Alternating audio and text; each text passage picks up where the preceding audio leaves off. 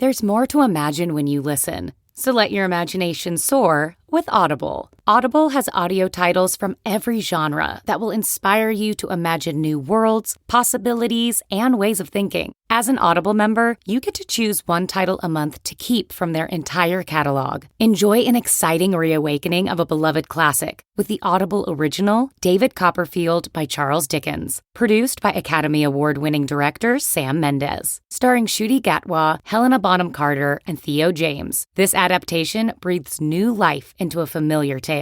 New members can try Audible free for 30 days. Visit audible.com/imagine or text IMAGINE to 500-500. That's audible.com/imagine or text IMAGINE to 500-500. Are you struggling to close deals? Cold outreach is wasting the time of both the buyer and seller at every stage, especially when sellers are using shallow and outdated data. Your organization can overcome these challenges with technology that translates comprehensive, high-quality buyer data into real-time insights. These deeper insights empower sales reps and teams to adopt the habits of top performers, which leads to better outcomes, like more pipeline, higher win rates, and larger deals. We call this deep sales. And we've built the first deep sales platform with the next generation of LinkedIn Sales Navigator. Right now, you can try LinkedIn Sales Navigator and get a 60-day free trial at linkedin.com/trial. That's linkedin.com/trial for a 60-day free trial. Let LinkedIn Sales Navigator help you sell like a superstar today. Just go to linkedin.com/trial and get started. Welcome to How to Survive, the show that teaches you how to survive the stuff that can kill you. Like quicksand, or tainted milk, or obsessive love. And the stuff that just makes you wish you were dead. Like Hollywood Boulevard. Or not having what it takes to be a cop. Or being bad at sports. Oh, so many of those things are true. Yeah, all of them. For me. And you. It sounds like a song. Speaking of songs, let's play it. Hit it, Garen. Ground is shaking under our feet. Mountains on fire, flooding in the street. Can't breathe the air, can't fight the feeling. Goblin down, Xanax ain't the way to be dealing. Gotta do better than just getting high. We gotta stick together if we're gonna survive. How to survive. How to survive.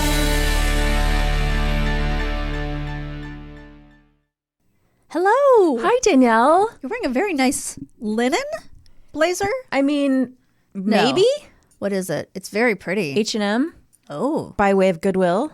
Nice. Gosh. I think I got it for like $7. I wish I had the patience to go to Goodwill. It's it's really the odor that keeps me away. That musty smell of H&M. I mean, of the not of H&M. I think I'd rather go into a Goodwill than an H&M. To be honest, same. Because it's that like loud music and bright lights is migraine inducing. That's an assault on the senses. Yeah. Garen, why don't you tell the audience what you did today after my nagging? Well, we both kind of nagged. One time of nagging, I walked here. I walked here yesterday and home. So that's 4 miles. Oh, is it 2 miles from your house? 2 miles each way. Yeah, okay. Maybe plus. And then I did it this morning. So how long does it take you to I'm in one shape way? now. You're fully swole. I mean, I know the audience can't see you, but my shirt's bursting. There's muscles that I didn't know You've got had it like an coming out 8-pack. I've got.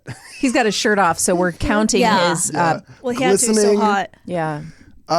It's like 45 minutes. Oh, okay. So I think I shaved a little bit off because I was walking so fast. So how do you find it? Are you happy with this decision? I don't know yet. Let me get used to it. Well, because my hip was aching.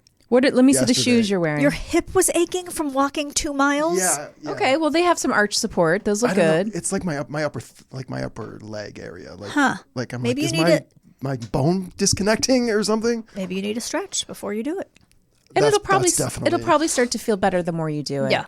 Yeah, like it's not even already. It doesn't like that ache isn't happening. It's like I'm already adjusting sort of to the Okay, so in actions. 3 walks, how much money have you saved by not taking Uber? I was just thinking about this on the way in. I was like, just keep thinking how much money you're saving. Yeah. Probably $35 by now. Okay, just that's from a 2 lot. days. It's a lot. Yeah. Because it's usually $8 to $10 each way here All right. at home. See, my work is done. Yeah. This is what I was trying to get at. Yeah. Are you wearing a hat? No. You should wear a hat. I was thinking about it, but Or at least sunblock. yeah, I got to get some. I got to get sunblock. Jesus Christ. Men, sunblock. I know. And I know barrier. this because I get burnt bad. If I get Oh, burnt, you do? I get like So you don't think physically you sick. should have sunblock on haven't hand? bought Maybe it just yet. in your yet. I just You should started have it all the yesterday. time. But you're I know. outside sometimes. No, you're never. Okay, all right, fair enough. How was your weekend? Oh, good question. How was my weekend? It was good. It was good. Did you do anything? Did I do anything? Oh, so many questions you have for me. Yes. We went on a hike on Sunday with a couple other families. It was a big bunch of people, and no one got hurt. That's amazing. I know, right? Incredible. Wow. And many times Benjamin had a knife out. Why did he have a knife? I mean, Like a pocket knife? yes. Like a So my husband had a pocket knife with him, and Benjamin wanted to whittle. century is his kid from? Okay. So there were a couple wanted to moments whittle. where we were waiting for, the group, or people were sitting and relaxing a couple different times because there were streams at different parts of the hike where people wanted to sit. Okay. And so Benji was like, "Can I please whittle?" Or "What is this weird spiny fruit thing? Can I chop it up and see what's inside of it?" Okay. There was this Where were you hiking? Somewhere far? No, not far from where we live. Okay. But it was this hike we'd never been on, and we saw no other humans on the hike. It was interesting, because it started at a park. The hike, and then we went into the hike, and then there was no one. It was like a hike that a lot of people didn't know about. And one part of the hike had all this, it looks like bamboo, but it's called something else, but I can't remember what it's called. And so there's all this thick, I'm just going to call it bamboo. And Benji was like, you can cut bamboo, and then you can use it like a cup to drink water out of. Okay. If you want to have a cup when you're in the forest. He has all this- Okay. It's solid on the bottom? No matter where you cut it? I don't quite understand. It's like the hollow, magic. It's like the magic okay. of slicing into an orange. Yes, that's what I was thinking of. Exactly. So- it's like a Dixie cup dispenser. Yeah. So he cut it, and then he was getting water out of the water bottle, and he was like, "Oh, it's just like drinking an agua fresca because it has this inside that smells good, and taste it, Mom." And so he needed to have a knife for many different things during And this. it worked. He was able to cut this bamboo thing. Yes. And it did have a bottom. I don't know, really. He might have been putting his hand on the bottom. Oh, okay.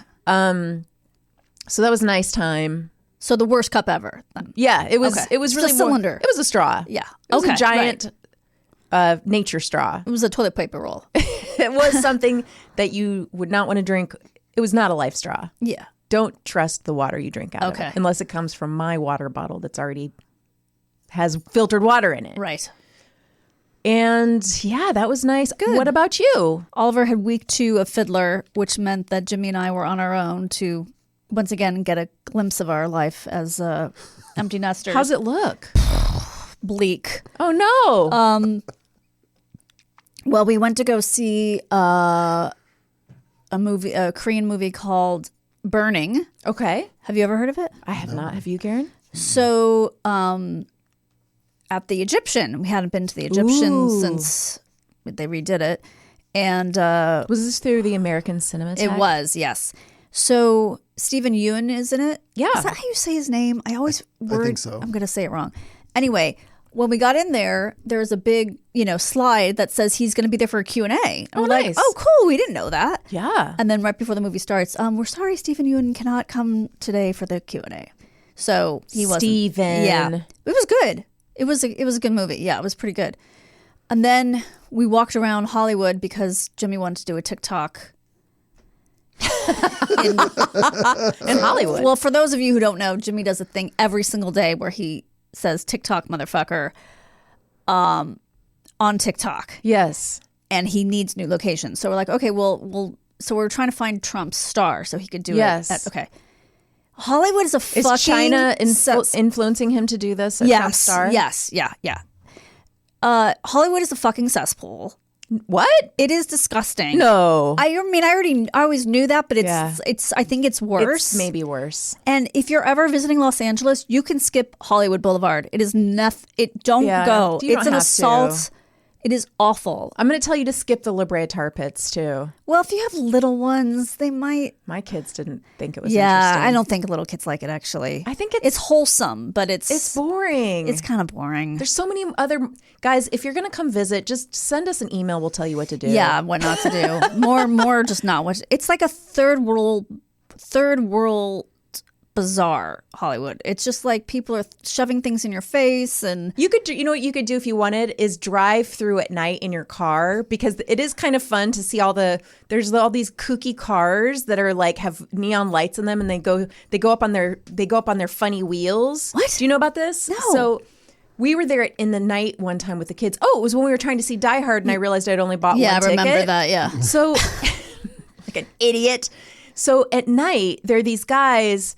And I would say they're like lowriders, but they're not quite like that, because they're these cars. They go up way high off their tires. Hydraulic lift. And then they'll go up on 2 tires. What? I mean, it's bananas. On Hollywood Boulevard. Yeah. And I think they're just going to drive through Hollywood Boulevard because they're going to show off their cars. So at night, it's worth maybe just going in your car. But how do you know that's every night and not just the time you saw it? It might not be. That's just like saying, go, there's this guy who, I mean, you don't know. That could have just happened that time. If you're in Hollywood visiting, or you're in LA, you could, if you're like, I just want to see it, I would say go on a Friday or Saturday night and just drive. Don't get out of your car. Right. Don't go pay $20 for parking. You can drive by Grauman's. You can drive and you can look out and see the stars. Who cares? You don't got to see the name of a person on the star. It's so lame. It's just. But there's like little kids walking around because people think that this is like a fun touristy thing to do. And then there's just like the dregs of humanity. Yes. Like with their pipes, and they're laying on the ground, and they're like, "Hey, bitch!" Yeah, and then there was a woman walking around with her tits hanging out, but just like 2 little X's from tape, like covering her nipples. Oh, jeez, was she from that band? Remember that band? That was a woman who fronted a band in like the 80s. I don't know, and that's how she performed. She was like. Yeah, I'm sure it was her. That was probably her now. I don't know. It was depressing. Yeah. It was depressing. Oh, Hollywood. Should we start our topic? We could start, guys, if you feel like we've exhausted our stories. Yes. Yes. Stop talking. Yes, we have. Oh, I have. You guys know about love? Yeah. A little bit? It's a splendid thing, right? For some. Many. It's a battlefield. Yeah. What else is it? Gosh, those Hurts. are good. Oh, it does. It does Yes. hurt. It stinks. It does that too. Oh, I wish I could think of one. It means never having to say you're sorry. Yes, yes, yes. Even if it flies away from you, it was never meant to be. Flies away from you. But if it comes back, it was yours. If it flies away. Isn't that the poster? If it walks away from you. I don't know. If it walks away from you, then Jesus was holding you the whole time. The road There's less only one traveled. Yeah.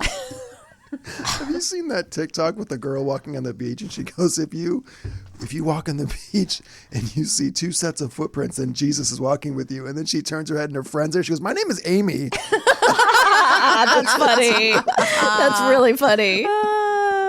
We love our family. Yeah. Most of the time. So we know about it, right? We know about love. What about when the love feeling is accompanied by a fixation or desire to control another person, guys? This could be obsessive love disorder. Oh, that's a thing. Or OLD, old. Oh, That's another thing. We have that. yeah. Obsessive love. We have that in spades. I got so much of it. There's no cure. It's oozing out of me. Obsessive love disorder is a condition that causes a person to experience obsessive feelings a person might mistake as love for another person. A person with obsessive love disorder will indulge in these feelings regardless if they are reciprocated or not. Baby reindeer. Yes. Okay. I got to go back and watch more of that. It's important to note that obsessive love disorder isn't currently classified as a mental health condition in the DSM-5. Okay. So that's the manual that psychiatrists use to diagnose. I thought that it was that show with Busy Phillips. You know what? It might be a show she's in, but you got to watch it on QVC. Okay. Okay, so that's because there's some debate on whether obsessive love disorder can be considered a mental health condition. Okay, yeah. Right? So while the DSM-5 doesn't currently provide criteria for this obsessive love disorder, it is a real-life debilitating condition that could interfere with one's daily functioning if it's not treated. So it could also cause people, obviously, to have dysfunctional relationships with the people they're in love with. Right. So in some extreme cases, it could also pose a threat for the object of that person's fixation, especially when the feelings are not reciprocated. But you know what? I'd also argue, like, it might be dangerous to the person when the feelings are reciprocated. Right. Right? Like, even if you are in a relationship with a person who has all this obsessive feelings, yes, you know, there could be some control issues and some domination, violence kind of issues, okay? So, Sorry, let me take that again. Some research shows that obsessive love disorder is more likely to occur in women than in men. That was going to be my next question. Would you like to hear some signs? Yeah. Okay. This can help you identify the disorder. So this varies from person to person, and the condition can look very different in two people who are living with it. A constant need for validation from the person you are in love with. Okay. Obsessively keeping in contact with the person you are in love with, ignoring personal boundaries, behaving in a controlling manner, feeling extreme jealousy of the relationship, feeling extreme jealousy from the relationships the person may have with other people. Okay. Right? Sure. Like, regardless of whether they're male or female. Feeling overly protective of the person you love. Becoming so overwhelmed with emotions about this person that it disrupts your daily functioning. Oh my God. Right? Like, you can't even get through your day. You're constantly checking in, sending them texts, seeing where they're at. You probably have a tracker on their phone. This is bananas. Low self-esteem, especially if it seems like your love isn't being reciprocated. Refusing to engage in social activities that don't involve the subject of your affection. Feeling extremely possessive of the other person's time, space, and attention. Feeling a need to control the actions and behaviors of the person you supposedly love. Experiencing anxiety over your relationship with this person. Okay, so how do we identify OLD? Okay, so there's no specific criteria for identifying this, I think, because it's not in the DSM. Okay. But if you display symptoms of the condition, so this whole thing is actually geared towards a person who is experiencing it rather than if you're a victim of it. But if you are, you're still included in this episode. If you display symptoms, your doctor will conduct a series of tests and interviews to rule out other mental health disorders first. Okay. Because in many cases, this disorder is a symptom of a mental health condition. Well, that makes sense. Another one, right? Yeah. So in cases where it doesn't coexist with another mental health condition, it can be tough to identify.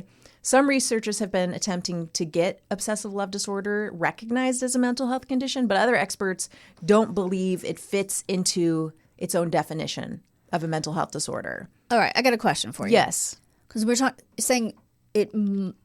Most of the people who experience this are women, but I'm also thinking of the kind of man who's like, won't let you have friends, cuts off communication with your relatives. Is that the same thing, or is that something else? Well, I think that's a really good question. I think that's why maybe so many expert, like mental health professionals are like, we don't consider this its own thing, because this falls so strongly into categories of borderline personality disorder, like narcissism, right?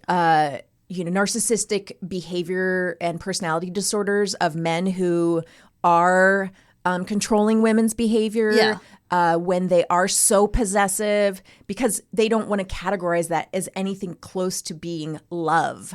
That's what I was getting at. Because it's not really love. It's just control. It's control, and it can be very dangerous and violent. And so maybe there's a reason of them not wanting to call it, Okay. have even the word love in the title. So I think there's also some other thoughts that this could have well, I'm going to get to that right now. So we'll just hold off. Causes. Okay. So because it's not classified as a mental health condition, it's hard for it to have an identifiable cause, right? Yeah. Like what is causing this, unless it's like maybe the person's so hot. I was just going to say the guy's Right? super fine. Yeah. Or it's Dua Lipa. Yeah. Like that happens every relationship with her is obsessive love disorder. You mean someone has that for her? Yes. Okay. Okay, but it has been linked to other mental health disorders such as post-traumatic stress disorder, obsessive compulsive disorder, Okay. and borderline personality disorder. With the obsessive compulsive disorder, I read this really interesting case study. I was almost going to share it as a story, but it was so academic. About a guy who had, obsessive compulsive behaviors of like, needing to straighten his pen and make sure his paper was perfect. He was a college student and lining everything up, like these sort of typical obsessive behaviors. And then he was able to get those under control, but then his new obsessive behavior became going up to women, students, and proposing to them. Oh my God. First, he would say, like, I like you. I think you're very attractive. I want to marry you. Oh, get this guy his pens back. Right? I know. And like, and then he could relax. Like, it didn't matter if they said yes or not. He just needed to get out of the system. He just needed That's to like do the a proposing. Tourette's thing, almost. But it's an obsessive compulsive of like, I can't relax until I do this thing. Oh, that's so sad. And so they were, trying multiple kinds of medications to see and, weren't having a lot of success with the different kinds of medications. I think eventually it stopped. Okay. But it was like, these women were not happy about it. Yeah. They were annoyed. The school was not happy about it. Oh, God, that sucks. Yeah. Obsessive love disorder has been identified more as a symptom or sign of the existence of a pre-existing condition in people more often than its own singular issue. Okay, so this I thought was really interesting. Attachment disorders have been most strongly linked to triggering obsessive love disorder. So for those of you who haven't been or who aren't familiar with attachment disorders, I remember this because I was a psychology major in college. Attachment disorders those are when a person can't form healthy attachments with other people. This is, obviously affects the quality of your relationships for your life. But this attachment disorders start when you're a baby. Yeah. We've got 4 of them. I'm just going to tell you what they are.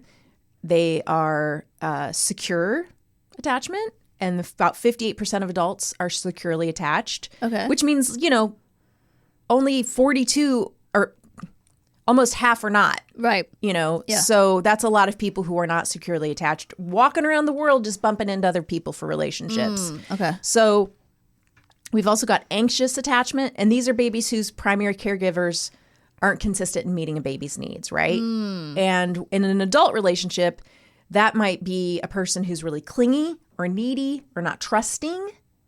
So they might be consumed with concern that their loved ones will abandon them. They may need constant reassurance that they're safe in the relationship. That could be a person who is an obsessive love disordered person, right? Yeah. Avoidant attachment. This is when the caregiver is like, I'll feed you, I'll make sure your diaper's changed, but there isn't a lot of love or affection. Okay. And this person in an adult relationship can be very self-reliant, very emotionally guarded, and aren't likely to seek emotional comfort or understand how to comfort their partner. Gotcha. So maybe less likely to be an obsessive love person. Disorganized attachment is the most tumultuous childhood. That's marked by fear or trauma. This is an incoherent, erratic relationship with the baby's primary caregiver. And adults with this disorganized attachment are likely to live with mental health disorders or personality disorders. And this is pretty likely then for the obsessive love disorder. How do we treat it, guys? Ooh, change your phone number. Just watch rom-coms. If you feel that you are experiencing symptoms of OLD, Garen, Why are you looking at me when you say that? Because your name's Karen, and she said Karen. It could be a sign that you're living with a mental health condition. Don't be embarrassed. No. I mean, maybe a little. No. No, not at all. Okay. Speak to a medical professional so they can help you get help. No, so they can help you. They'll send you to a third party. Yes. Hopefully they can do something with your nuttiness. They're the intermediary. Don't dismiss your feelings. If your feelings towards someone are beginning to feel obsessive, don't ignore those feelings and think, this will probably go away. Right. I'll just push it down. Tending to do that will actually just make it get bigger. Okay. Right? Yeah. Ignoring those things, it doesn't make them get smaller. What if it's someone you love? Oh, wait, sorry. Let me take that again. If you or someone you love is dealing with obsessive love disorder, you could also potentially benefit from group therapy. Okay. Group therapy never seems like a real thing. It only seems like something in that's the movies. in the movies or on TV, Yeah. right? Yeah, they do show that a lot, but it must be a real thing. Yeah, it must be. If you're in the early stages of treatment, here are some coping strategies. Okay, first and most important step is admitting you have a problem and need help. That sounds very 12-step. Communicate with the subject of your affection about what you were going through and create some distance until you have a firmer grasp of your emotions. Okay. I guess, but like, what if it's like Pedro Pascal? Right. I don't have his DMs aren't open. I can't tell him like, hey, I'm going to take a break from my OLD. Well, if you are a stalker, if your obsession is turned into stalking, you'll find a way. You'll find a way to get in touch with them. That's true. I don't Put a think letter on his doorstep. Just drop it. drop a little letter. Yeah. Heart box With or some something. Hershey's Kisses glued onto the card. Oh God. Somebody did that to me once, and that freaked me out. That is freaky. When I was like, yeah, I don't want to go out with you anymore, and then he like knocked on the door with a card with like Hershey's Kisses glued onto it, and I was like, please go away. Did you eat them? Probably. Spend quality time with other friends and family to remind yourself of what healthy love should look like. Yes. Right? Unless all those relationships are toxic. Which they probably are. Yeah. And then maybe that's the reason you have this issue in the first place. Are you ready for a story? Yes. Did I cover everything? Do you guys have any questions about OLD, obsessive love disorder? I don't think so. Do people recover from it? I think they do. Okay. If they go and do these things? I mean, let's find out in a story. Okay, let's see how it goes for these two folks that you might have already heard about in potentially a documentary you might have watched. Oh, okay. But you might not have watched it. I just watched it last night. All right. She was 22, a sheltered, dark-haired Bronx beauty said to look like Elizabeth Taylor. Whoa. He was a decade older, a suave lawyer who courted her with flowers, rides in his powder blue Cadillac, and trips to glittering Manhattan nightclubs. He was married, though. Oh. And not to her. It is the story of Linda Riss and Bert Pugash. In 1959, Bert Pugash was a successful lawyer in New York City. He was driving with a buddy in the Bronx one day when he saw a gorgeous young woman sitting on a bench. He practically jumped out of the moving car to introduce himself to the beauty. This was Linda Riss, a kind-hearted girl from a poor family.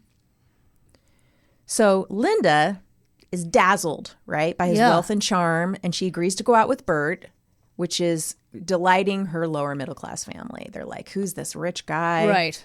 So he's taking her to the hottest clubs in New York City, showing her off to his jealous friends, and she's like into him because, you know, he's older, he's successful. It's exciting, you know, and he's got this really cool nightclub, and his name's been on movies as a like producer. Oh, even though he's a wow. lawyer. Okay. And so she's meeting, I think, some celebrities and big deal people, and every time she walks into the club, the song Linda comes on. The band is instructed to play it. Wow. It's very glamorous, okay? But then one day, she finds out that Bert's married with a young daughter.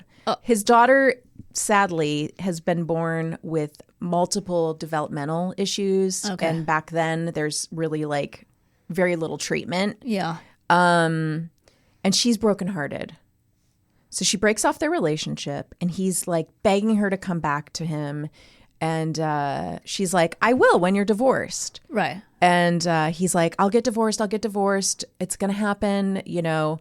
And she's like, well, when you show me the divorce papers, then we can do this. So he gives her divorce papers, and he shows them to her. He doesn't give them to her. And she jots down the number of the decree. There's a case number. She writes it down and kind of continues to see him, because back then you couldn't just look it up on the internet. Right. You've got to mail off, because the divorce was in, I think, Alabama.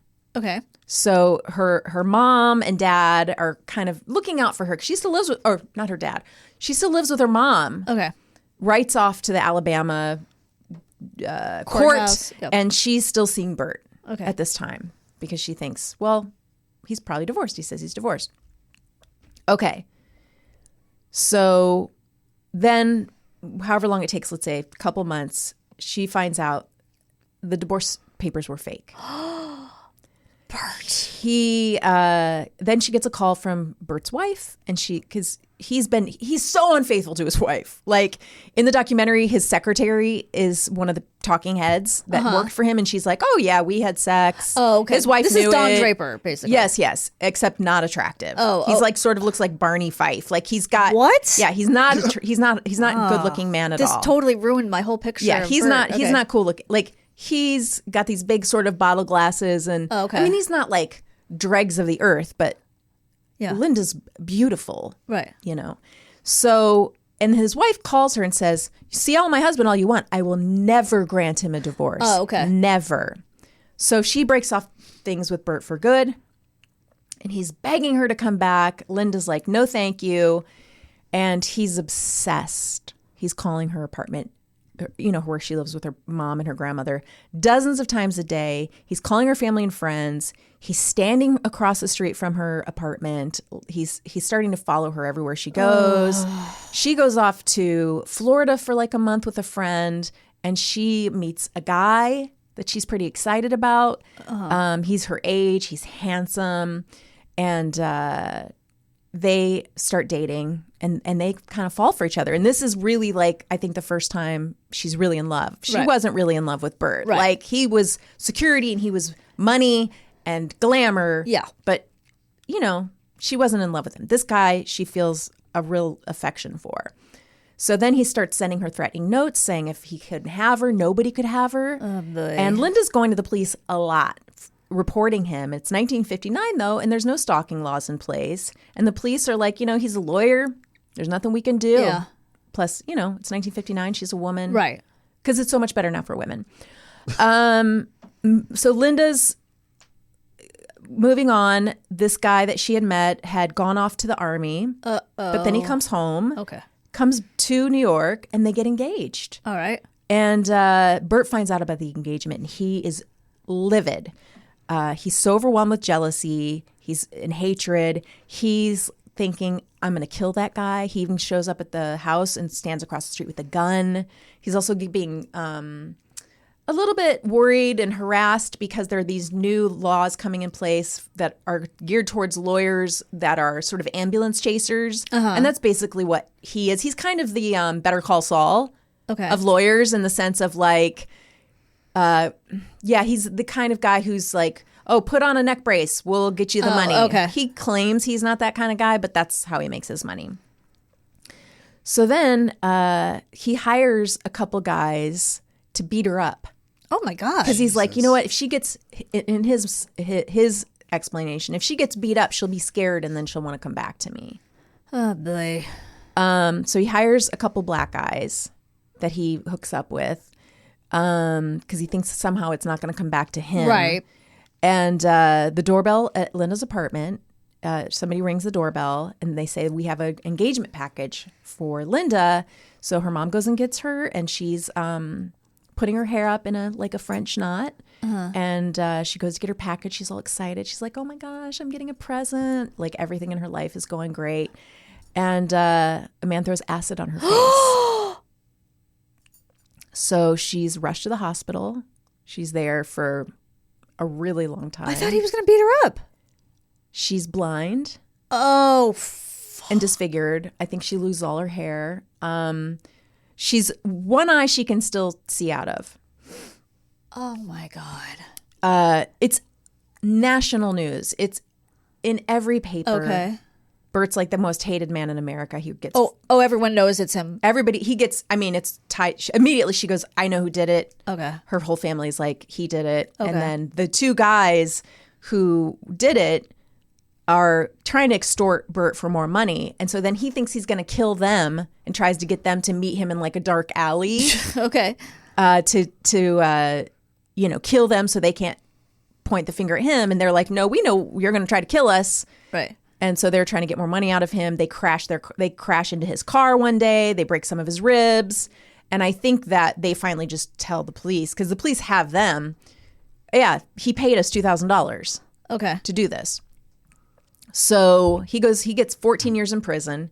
He represents himself at the trial. The trial is like in the papers constantly, and he's finding all these ways to like make the trial delay, and I'm crazy, and I'm pleading insane, and he even goes to a mental hospital for a while, but they're like, nope, you're going to prison. So he gets 14 years in prison. Her fiance breaks off the engagement.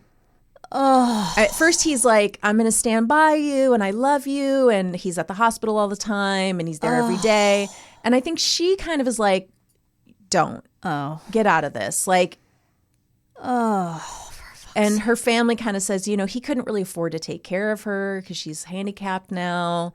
But basically what Linda says is once the papers and the photographers went away, he was gone. Once he didn't have to look like a bad guy. Right. He was gone. So she, for her 20s, she kind of, she goes off to Europe. She dates different men.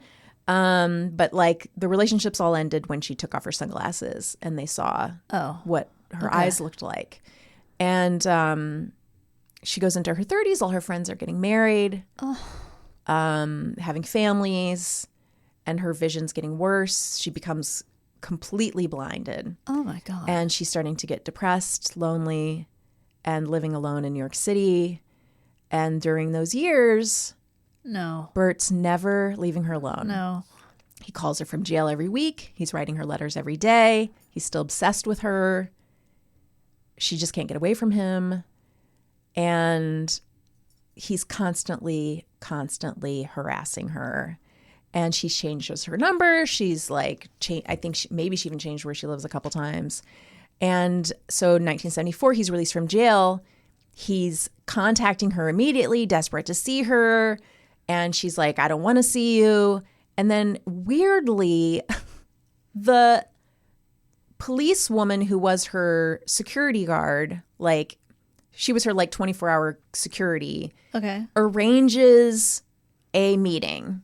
Okay. Because she's like, I feel like those two need to hash it out. It's so bizarre. Okay. So they meet up. There are photographs of this in the documentary.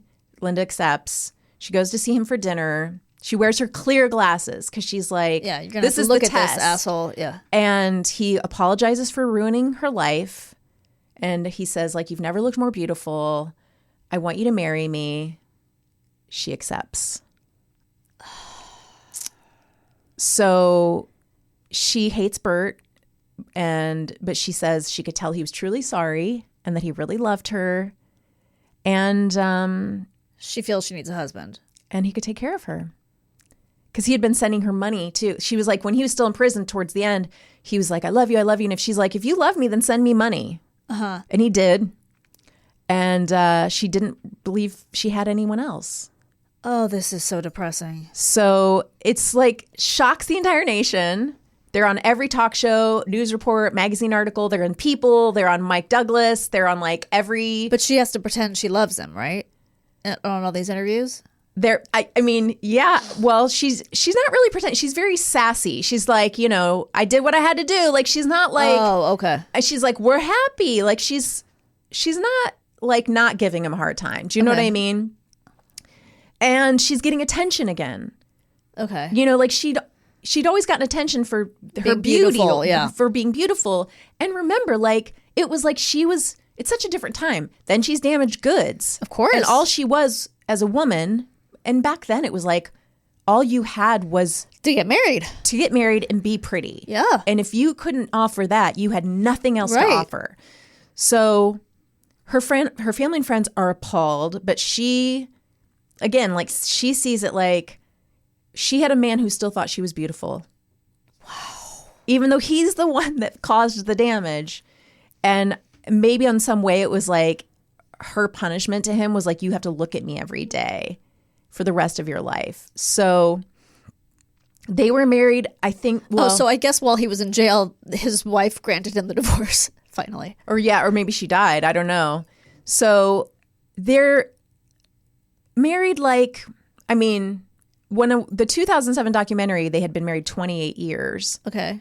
And they continued to be married up until they both died. I think she died maybe a few years later, and then he died a few years after that. So over 30 years they were married.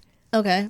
Then in 1997 they came into the limelight again because Mr. Pugash went on trial in Queens on charges that he had sexually abused a woman and threatened to kill her. Oh no! Because he was having a 5-year affair with a younger woman. While he was married to married to Linda. her. And he said, I'll do to you what I did to Linda. Oh, shit. Because she was like, it was somebody he had been having an affair with and she wanted to break off the affair. And Who's having an affair with this man? I don't know. Who's giving this guy the time of day? I mean, yeah. So, and then Linda, went on trial as like a character witness for him. Oh and said God. He's been a wonderful, caring husband to me all these years. He takes care of me. He helps me with my medications. He's so kind. He wouldn't hurt a fly. And he was then convicted of only a single count, harassment in the second degree, and only got 15 days in jail. So this is crazy. She could have been rid of him. yeah, but it's like they weirdly had this functional marriage for 30 years. The documentary, weird, funny little side note, directed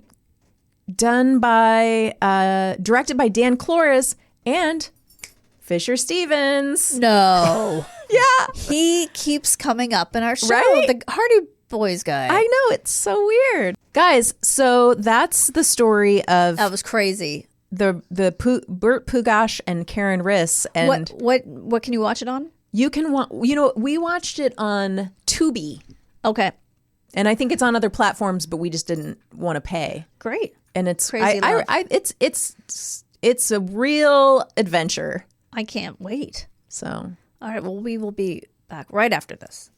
Imagine the softest sheets you've ever felt. Now imagine them getting even softer over time. That's what you'll feel with Boll & Branch's best-selling signature sheets in 100% organic cotton. In a recent customer survey, 96% replied that Boll & Branch sheets get softer with every wash. Start getting your best night's sleep in sheets that get softer and softer for years to come. Try their sheets with a 30-night guarantee. Plus, get 15% off with your first order at bollandbranch.com. Code WONDERY15. Exclusions apply. See site for details.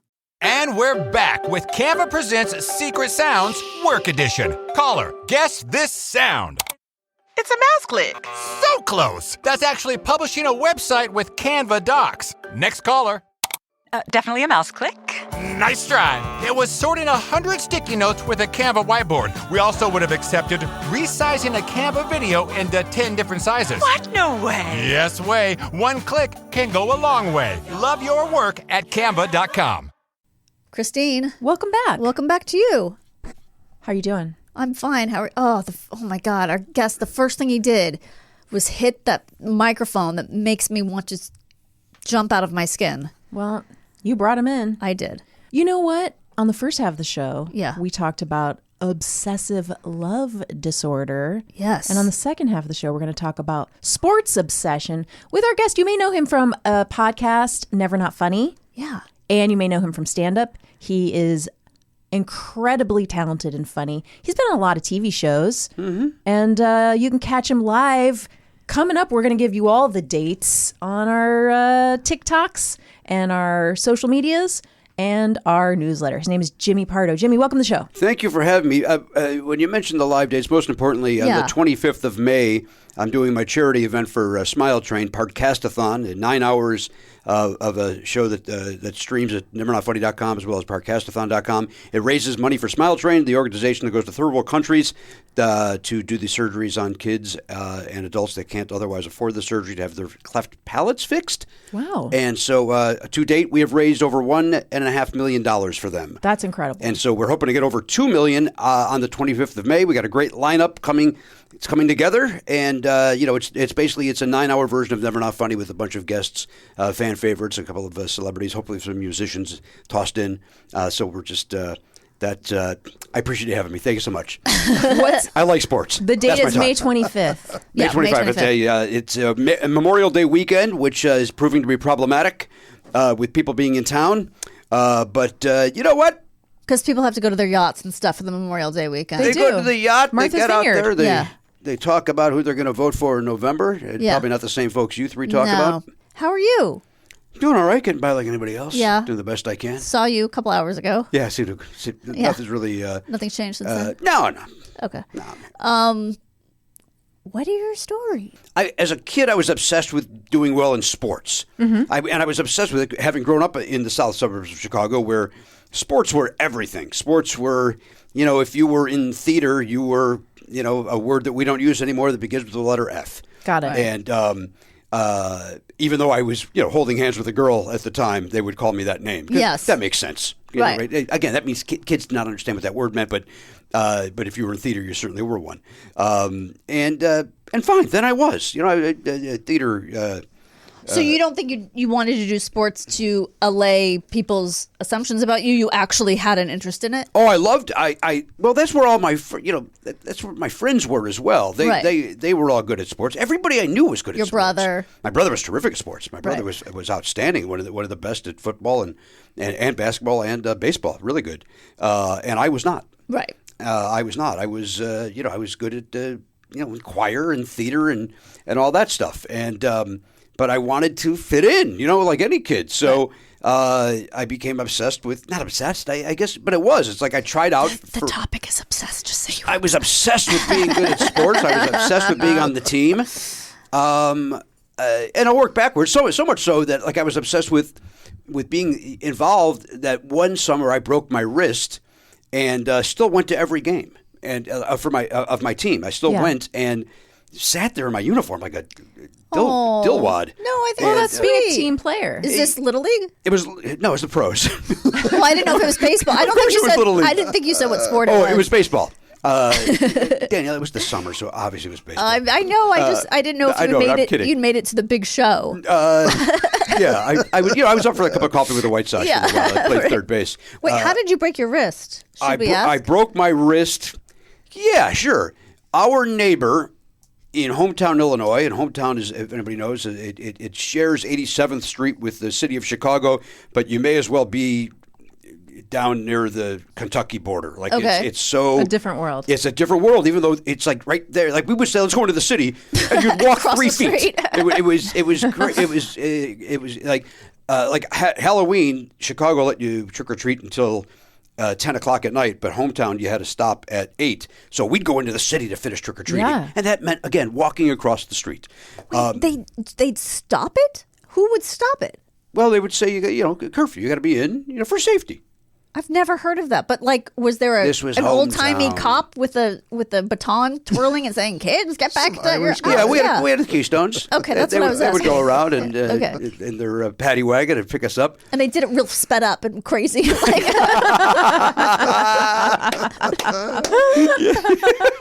Yes, they would. Okay, he was a good man, Krupke, and. The officer. I know. And so what happened was our neighbor, whose last name I will not say, while they had children, they hated children. And so this fence was put in before we moved in there. They put the fence in upside down, chain link fence. And as you know, a chain link fence on the top has just those little triangles. Yeah. And the bottom has it's where I don't know where the machine twists it. So it's twisted, almost like a little scarecrow-looking guy with his hands up, like almost like if you were to do a corkscrew, if you pull it all the way, and his arms go up. Yeah. It looked like that, but they're sharp. Yeah. Ooh. They're sharp. So they put it upside down so the kids wouldn't hop the fence. Wow. So we would play baseball in the backyard, which, by the way, the backyard was probably no bigger than this office. It was 10 feet by 10 feet probably. It was very small, but we'd play baseball back there. And so the ball routinely would go over the fence, and so we would take turns hopping it. And because to walk around was... it could have taken an extra 4 seconds. Yeah. Right. So that was a big hassle. So we would hop the fence. And so one time I hopped the fence, coming back from their yard, my shoelace got caught, and I went to jump down, and then it just went bam, and just like hinged down, and it just going to catch my wrist, going to catch myself, just landed on all my weight landed on my hand and just snapped my wrist. Was your foot still stuck on the fence? Yes, ma'am. So did someone have to get you off of the fence? Yeah, they had to peel me off. And listeners of the show know that I think of everything in Warner Brothers cartoons, so now I'm thinking of like a giant spatula. He's flattened against he's the just fence. flattened like Tom from Tom and Jerry. You said and then I would just go, and then I would back into form. Right. Yeah. So that's how I broke my wrist. Okay. And so I couldn't be on the baseball team, which I argued that I could because I could still catch with my left hand, and I could throw. It just I would throw like as if I was throwing a knuckleball, and but they wouldn't let me for insurance purposes. Okay. And also I wasn't good. That played more into They were it. like, I think. no, Jim. I think you better rest your wrist for the summer. Just give the kid the ball. It'll stop coming. Prior to that, I was on a team called the Deuces. There was the Kings, the Aces, the Deuces. Oh, okay. I got to assume not the Queens because for the homophobia that was going on in that They just neighborhood. skipped right over Queens. Yeah, right. They just Jacks, the Tens. We'll be the Tens. We're not going to be the Queens. Right. So I played second base for that team, and again, not good, not very good. And the kid who was our manager, and I look back at it now. If I was in 8th grade, he was a freshman in high school making summer money. You know what I mean? Yeah, like he wasn't a man, but to us he looked like a man. Okay. And I wish I can't remember his name. I literally cannot, because I'm more than happy to say names, except for those neighbors. I'm sure it was something. The last name was O something. It had to be Or right. Mick Johnny something. O'Johnny. Yeah, Johnny O'Johnny. It's certainly some Irish thing. They're all Irish. A lot of Polish as well, Chicagoland area. But and then us, the Italians, and we. It was more important for me to get laughs than it was to be good at because I wasn't good. So I would try to make my friends laugh, and in doing that, one could argue, was I a bully? Maybe. You know what I mean? Like maybe you were making fun of other kids. The coach. You were a bully of the coach. Yeah, I would make fun of him, and I would. Wait, this guy who you saw as a man. Yeah, you're like, I think it's a good idea if I make fun of him. Yeah, I never really made fun of other kids because I always got teased quite a bit. So I never thought. Although history, that's not 100% true. There is one young man that I somewhat bullied in grade school that I have since apologized to, and he accepted that apology. And he votes MAGA. No, I don't believe he does. Oh, okay. I believe he actually lives overseas. Oh, okay. And I do not believe if he lived here he would. Okay. But I did apologize to him 40 years later. Yeah. And it felt good to apologize to him because I was not a good person to him. But it was one of those things like, oh, everybody's bullying me. I need to direct that at somebody, and it was this guy who did not deserve it at all. And so it was at the coach. I would just try. I made his time coaching our team hell. I really did. I was not great. Have you apologized to him yet? Again, I do not know who's that person's name, and I would. Like if he came to a show in Chicago and said, "Hey, you're never going to remember me. My name is blank blank, and I was the coach when you were on the Deuces," I would go, the only thing I don't remember about you is your name. Everything else is burned into my brain. So but the big one was, so he finally had enough, and he went nuts on me, and I mean literally went, I can't take it anymore. It just, and you know, you gotta, and it was a lot of shut up. Will you shut up? Shut up. It was a lot of that, and you were just so annoying. Yeah, just trying to be funny, and succeeding too. Right. So you know, it's Trump at the correspondence. This guy's just trying to do his job, and I'm being a dickhead, and the kids are all laughing at me, which means they're all laughing at him. Right. And he's just there making $3 a day, maybe, or you know, in 1978 or 70, whatever it was. So so I then said something after he's yelling at me, and then he goes, "That's it. You go home. You're done. You're done today. You're done today. You're done. And you come back to practice tomorrow with a cool head. You understand?" I went, "Yeah, I understand." So I get on my bike, and I did feel like then you feel like crap. You know what I mean? Like it's like I got the last, but now I'm driving. I'm riding my bike home alone, lonely, sad, and while my friends are all there still playing baseball. And but Chris, what I did the next day, as any kid that understood what my coach was telling me to do, I showed up with a bag of ice hanging off my hat onto my forehead. And it's there, and we're doing the drills, and it's just there. And by the way, it's you know, summer in Chicago, so it's starting to melt, and so there's water kind of dripping. But I've got this. It's basically, it was a Ziploc.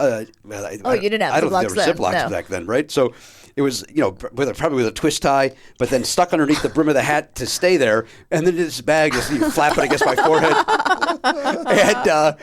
and he doesn't see it at first, and then finally he goes, "What the fuck is on your head?" I said, "Oh, it's a bag, like as if it was a matter of fact. Oh, it's a bag of ice, Coach." And he goes, "What? Why do you have that?" I go, "You told me to come back with a cool head." "You get out of here! You get the fuck out of here!" I thought I was a genius with the cool head. But you knew he was going to get mad at you. Yeah. I mean, he should have laughed at that. It's pretty funny. He should have laughed at that. He should have laughed at that. So you had to leave again. I had to leave again. Pedaling your bike with the ice dripping down. All right, so let's say that was on a Thursday. Okay. And so that's Thursday. Saturday morning, there's the doorbell rings, and we have a game at let's say 1 or 3 o'clock. We have an afternoon game. We have a matinee, and there's the doorbell rings, and it wasn't friends, because when friends would ever come over, they would yell out, they would yell. It would be so. You grew up in the Midwest, right? Yeah. Remember when friends would come over, they would yell things out like, Yeah. yo. Ollie, oxen free? No, that's the set. I know, but it was something like that. Ollie, oxen free. Can Jimmy come out to play? So it was something. Oh, okay. Can Jim and Mike come out to play? Whatever they would. Something racist. Yeah. No, this was a case was kind of nice. Oh, okay. I don't know if that happened. That said, you might be right. At the end of the day, it might have been, similar to catch a blank by the toe. And yeah. I feel like it always involved a racial slur or something like with a terrible LGBTQ bad word in it. Yeah.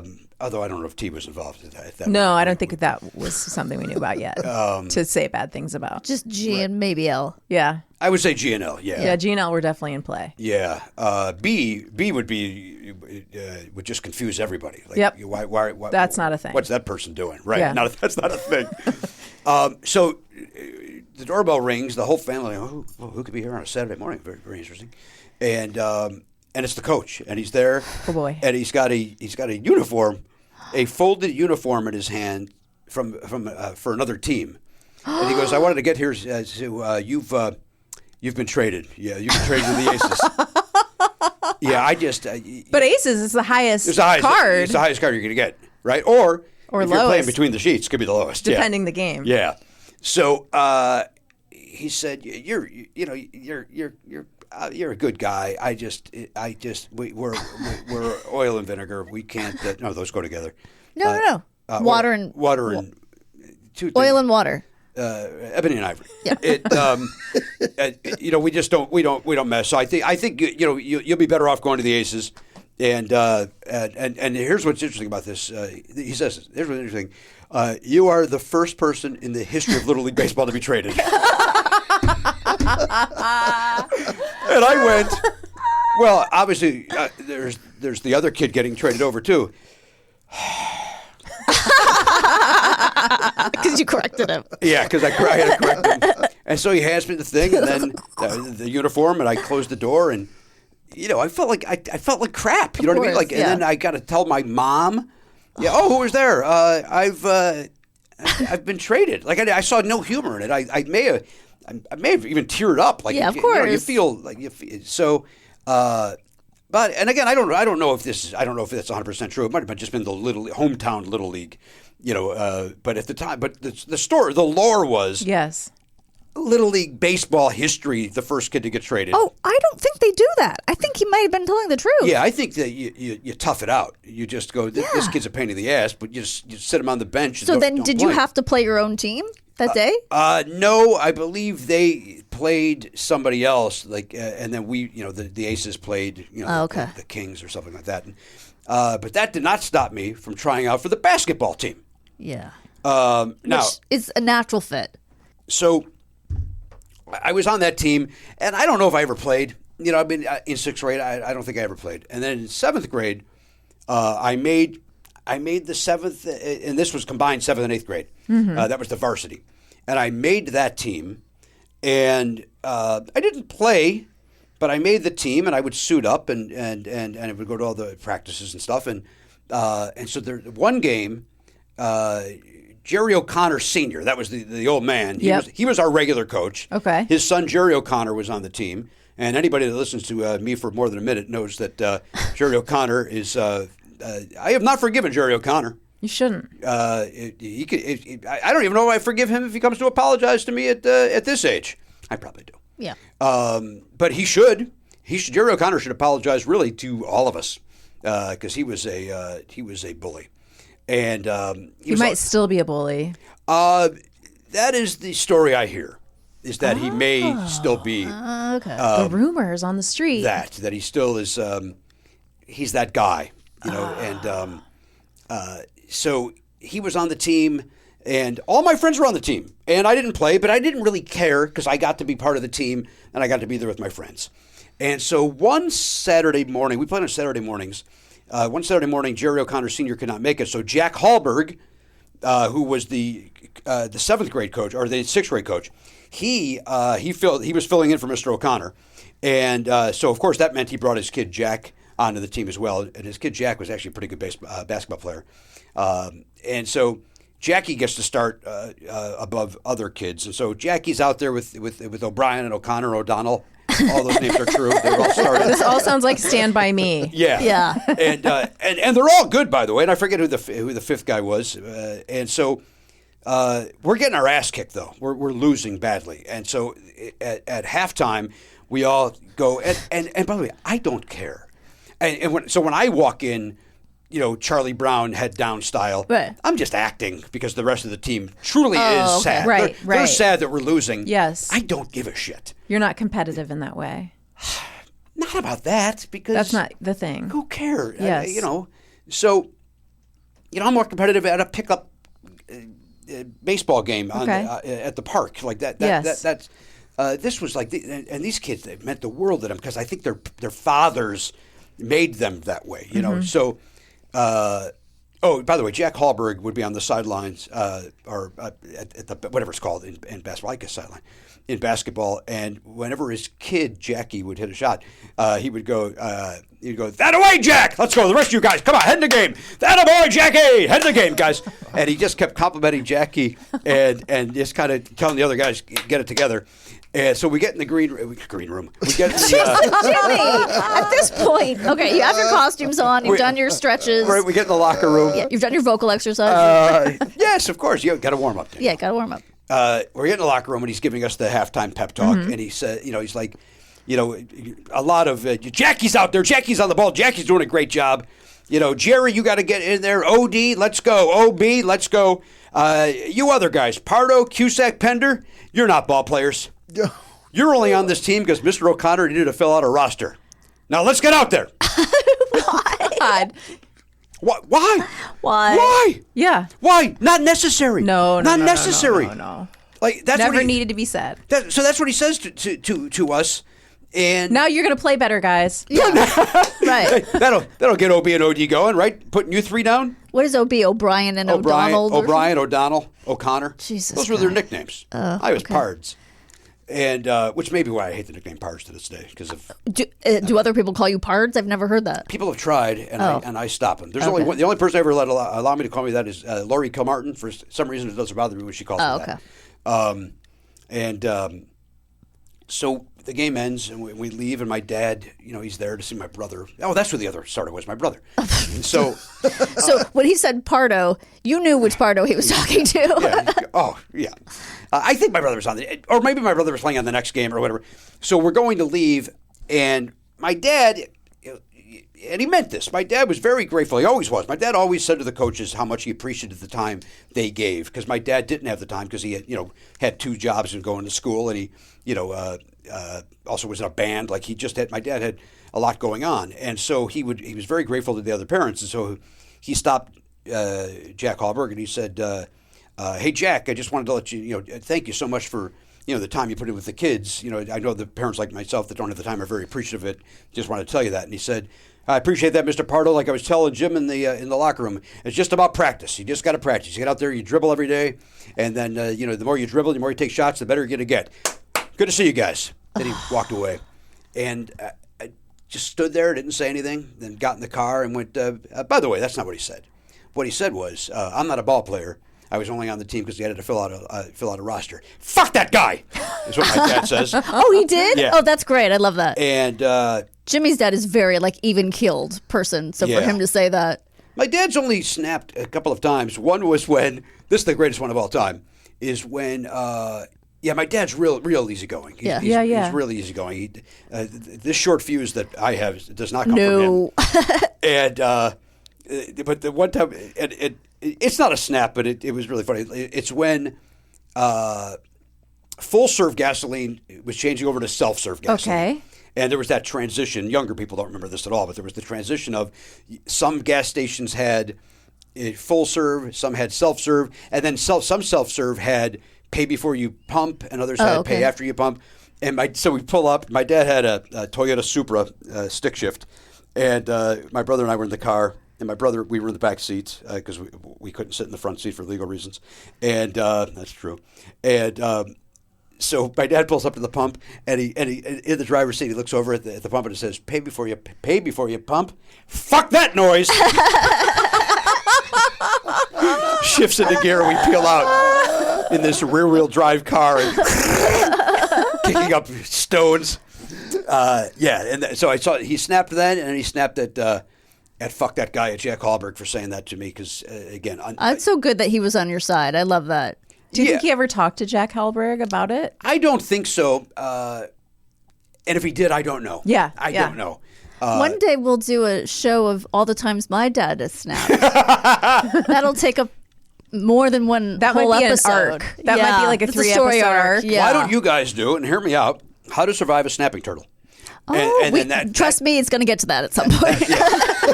Oh, I know. You're behind. I think we're there. So you do snapping turtles, and then how to survive a snapping parent. Snapping parents. That's a great idea. I did just want to go on record as saying he's actually very athletic, so I don't understand. I think you just got nerves. I think you just got nervous during all these situations. I'm also a very good actor, and we see how many roles I get, so I'm guessing nerves play into that auditioning as well. Oh. I think nerves play into this. Yeah, I think so. Oh, no, it's not that. I don't know if I would equate. No, okay, sure. No. I see. No, you were fine on Monk, but that was nice and tight. But yeah, you're right, honey. It's nerves. Yeah, that's what it is. All right. Well, thank you for being on. Those were great stories. Those were amazing stories. Thank you. And if you want to hear the whole episode, you can sign up for the bonus, because we probably won't have been able to pick your include all favorites. this. Yeah, pick your favorites. Extended episode on Patreon. That's right. And we will be right back with What Did We Learn Today?